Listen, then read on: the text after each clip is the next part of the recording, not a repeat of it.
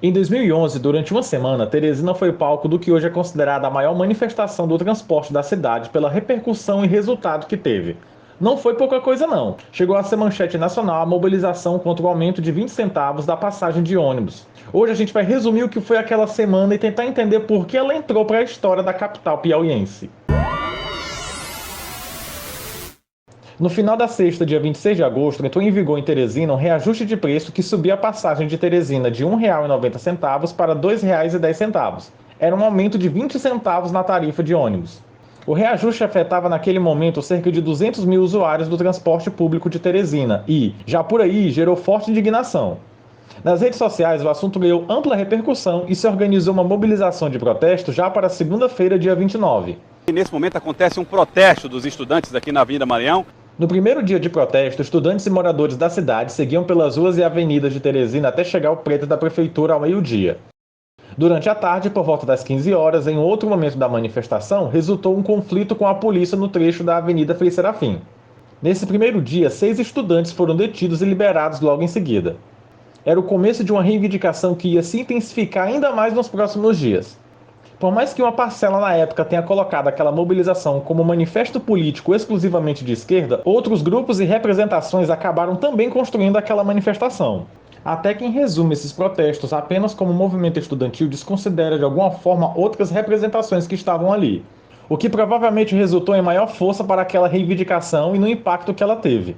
O texto As Vozes das Ruas, os protestos contra o aumento em Teresina, destaca a participação de grupos de estudantes, secundaristas, universitários, movimentos sociais, militantes políticos, apartidários e por aí vai. Eram grupos diferentes, mas com o mesmo propósito: tentar barrar o aumento da passagem em Teresina. No segundo dia, diversos manifestantes fecharam a Avenida Frei Serafim com pneus queimados.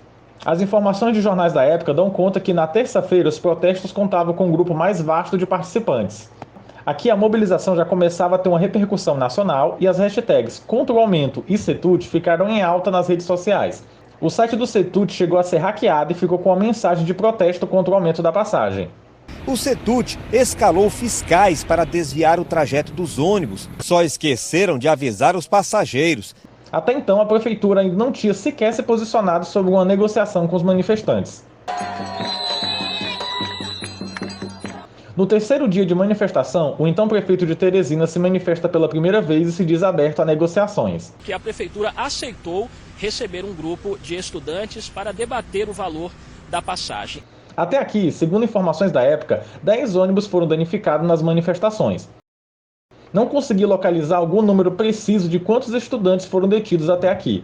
Vale destacar que muito se criticava a cobertura de uma parte da imprensa quando focava na destruição do patrimônio público, enquanto não destacava na mesma proporção as reivindicações. E também houve, durante alguns momentos das manifestações, forte repressão contra estudantes e jornalistas que registravam tudo aquilo de muito perto. Uma observação inútil aqui. Sabemos que tinham estudantes de diversas universidades na manifestação, gente da UESP, da UFP, de algumas faculdades, mas é muito interessante esses estudantes do Instituto Federal ali.